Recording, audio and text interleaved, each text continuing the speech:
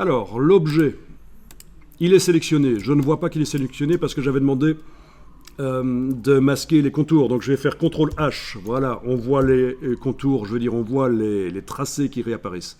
Les tracés, oui. Oui, ça c'est un peu ambigu. Il ne faut pas que je parle de contours parce que les contours, ce sont les choses infographiques qui apparaissent là, les différents contours. Mais là, c'est un tracé, oui. Donc le tracé apparaît quand on fait CTRL H sur le PC, commande H sur le Mac, qui correspond donc à affichage, afficher le contour de sélection. Et donc il est sélectionné. Et ce qui serait intéressant, c'est de faire un style graphique avec ça, pour pouvoir le réutiliser ailleurs. Donc, palette style graphique, allez-y. On a donc combiné, je vous rappelle, deux styles graphiques. Celui-là, qui était livré dans la bibliothèque de boutons, mais qui se trouve maintenant qu'on l'a utilisé sur le document, il a été intégré à la palette style graphique du document. Si j'ouvre un autre document, je ne trouverai pas nécessairement ça, si ça n'a pas été utilisé. Ok, ça s'arrêtait là en fait. On avait juste jusque-là, dans tout nouveau document ouvert, jusque-là en fait, oui. Mais tous les autres, non, ce sont juste des choses qu'on a testées, qui ne se retrouvent peut-être pas maintenant dans le document, mais elles ont été testées à un certain moment en cliquant dans la palette de boutons, et elles ont été intégrées à la palette style graphique de ce document ici.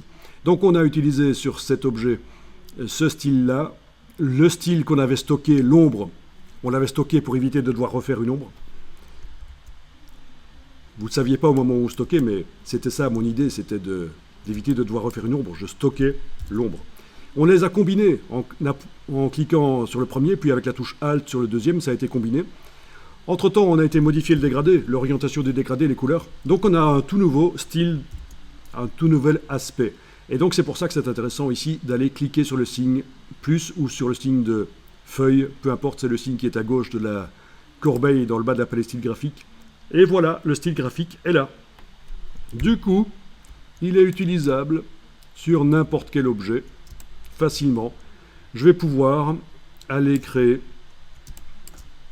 une étoile, par exemple. Et on n'a pas encore parlé des étoiles et la manière dont on les fait. Là, je vais entrer dans le sous-menu des objets géométriques sur la barre verticale. Voilà, ça c'est tous les objets. Sachez qu'on vous montre un polygone à 6 côtés, mais bien sûr, le nombre de côtés, vous pouvez les choisir. Ça peut aller de 3 jusqu'à l'infini, et ça devient un cercle à la fin, tellement il y a de côtés, évidemment. Vous avez ici l'étoile, mais bien sûr, on peut choisir le nombre de branches, l'espacement entre les deux diamètres de l'étoile, puisqu'il y a deux diamètres dans une étoile. Alors cet outil-là, vous n'allez pas l'utiliser, c'est l'outil Halo qui essaye de faire des effets lumineux, mais c'est plutôt le domaine de Photoshop, n'utilisez jamais cet outil-là, c'est foireux. Le rectangle à coin arrondi non plus, vous ne l'utiliserez jamais. Pourquoi?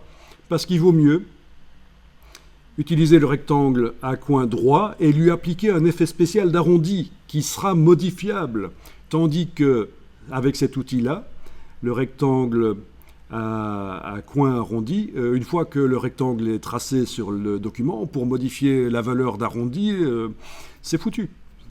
C'est un vieil outil. Donc oui, voilà, on pourrait se demander, mais pourquoi est-ce qu'ils font ça alors? Mais parce que Illustrator et tous les autres logiciels Adobe, c'est le principe, c'est qu'au fur et à mesure de leur évolution, les nouvelles manières de faire s'ajoutent et cohabitent avec les anciennes manières de faire parce que, bien sûr, les utilisateurs n'ont pas toujours le temps, la volonté, la nécessité de mettre à jour leurs connaissances et d'apprendre les nouvelles manières de faire. Et c'est pour ça que, bizarrement, on trouve parfois des vieux outils foireux qui traînent, et en voilà un. Donc. Bien, on était avec l'étoile. Voilà l'étoile. Vous allez enfoncer la souris, garder enfoncé, tirer. Avec la touche, attention, je garde le bouton de la souris enfoncé pendant que je trace. Avec la touche Shift, vous allez pouvoir caler sur les axes si vous voulez. Il faudra lâcher le bouton de la souris, puis la touche Shift, mais c'est pas tout.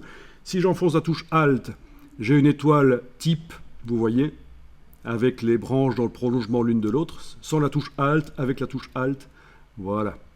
On lâche le bouton de la souris, puis on lâche les touches Alt et Shift tranquillement sur le clavier, pas en même temps que lâcher le bouton de la souris. Sinon, il y a une chance sur deux que ça ne marche pas. Et voilà. Donc, modifier le nombre de branches de l'étoile, je ne vous l'ai pas montré, et modifier les diamètres non plus, un peu plus tard.